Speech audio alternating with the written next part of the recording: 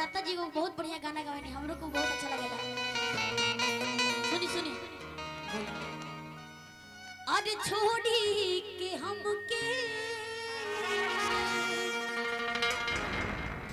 अरे नौकरी करेला। ए राजा बोला रानी। ए don't touch my your boyfriend. कैसे? हम तो मानते नहीं। मानते नहीं? बहुत बढ़िया। देखा था नहीं अंकेश भी हम बनी करा चक्कर में, ई बड़ी हमरा चक्कर में। वाह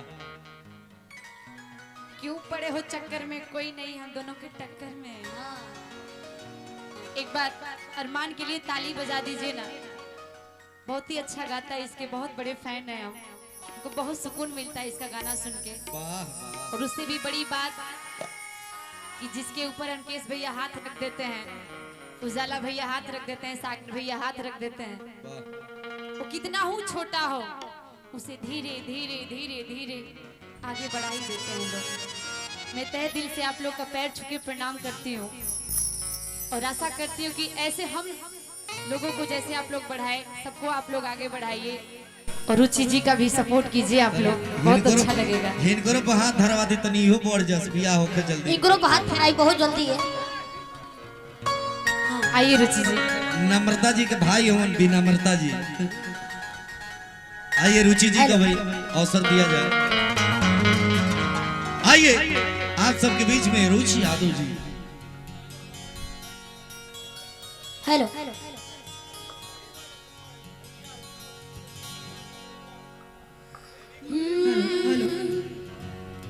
गाइए फरमाइश है छोड़ी के न करी। ए राजा और हमारे लाइट वाले भैया से मैं आग्रह करूंगा कि आप स्टेज पे आ जाइए। लाइट वाले भैया जहाँ कहीं भी हो, आपसे आग्रह कि आप स्टेज पे आ जाइए। लाइट लाइट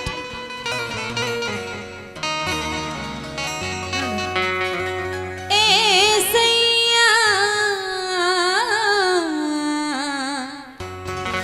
काहे हमनी के प्यार में दरार बनो तोड़ू, हमनी के प्यार में काहे दरार बनो तोड़ू। तू जा ना तो हमारा रीत तो की है ना। ऐसा मत कहा, प्राइवेट में पहुंच जाए तो मैंने हो के तो नहीं। देखो मैं ना, कर थोड़ा आवाज दीजिए मैं कर। सरकारी में प्राइवेट बनाता रही।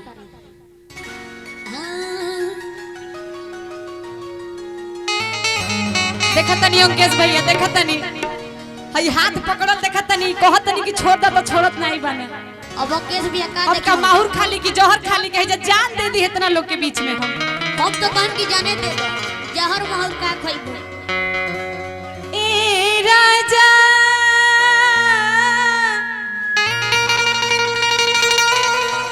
ए सैया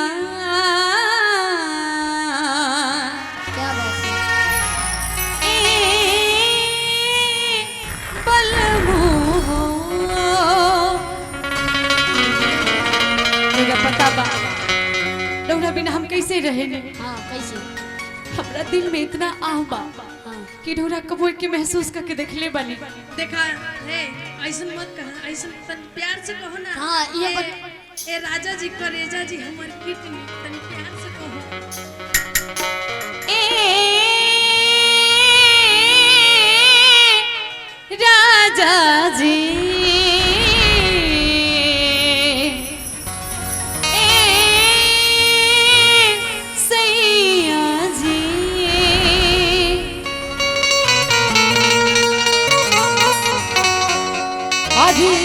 छोड़ी के हमके अरे नौकरी करेला कितना रुपया तू पावेला। ए राजा तोहरा बुझाता हम कैसे रहतनी, लेकिन तोहरा खाती हमरा कहे बा कि छोड़ी हमके नौकरी करेला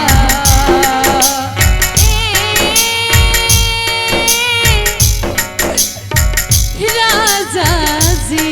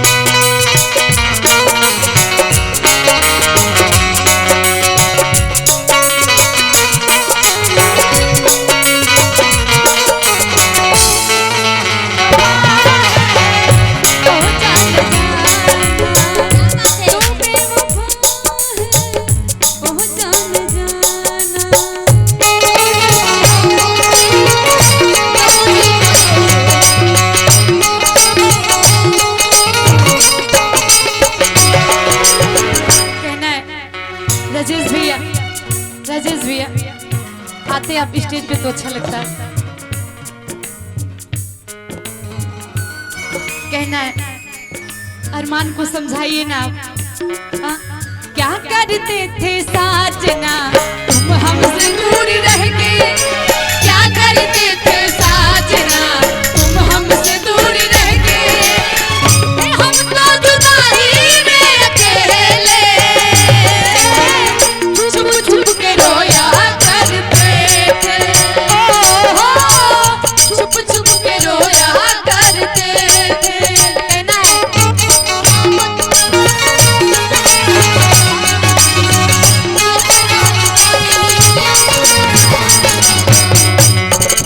कहना है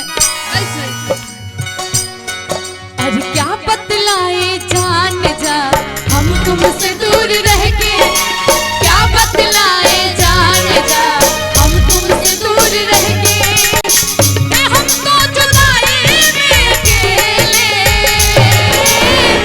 तुझको ही मांगा करते थे, तुझको ही मांगा करते थे।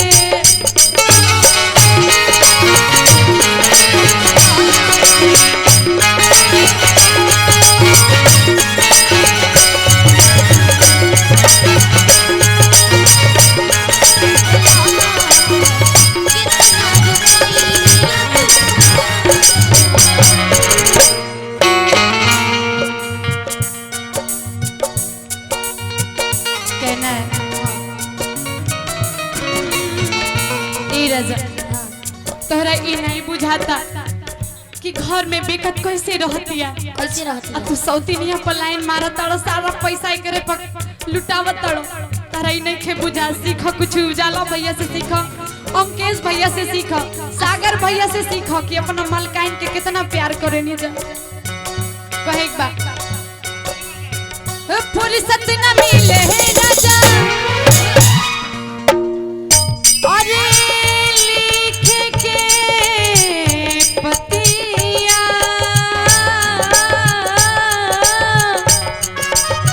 ए राजा जब ले लीजिए भैया। कहना है फुर्सत न मिले राजा और लिख के पतिया,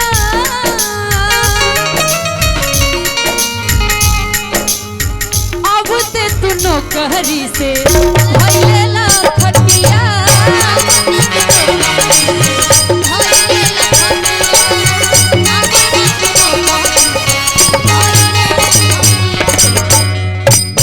कहेगा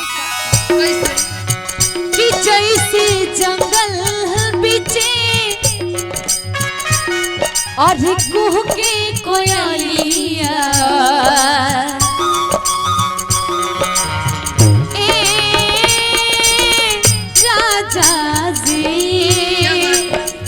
राजेश भैया औरतिया बड़ा विरोह में बिया कहतिया कि जैसे जंगल पीछे और कुह के कोयलिया,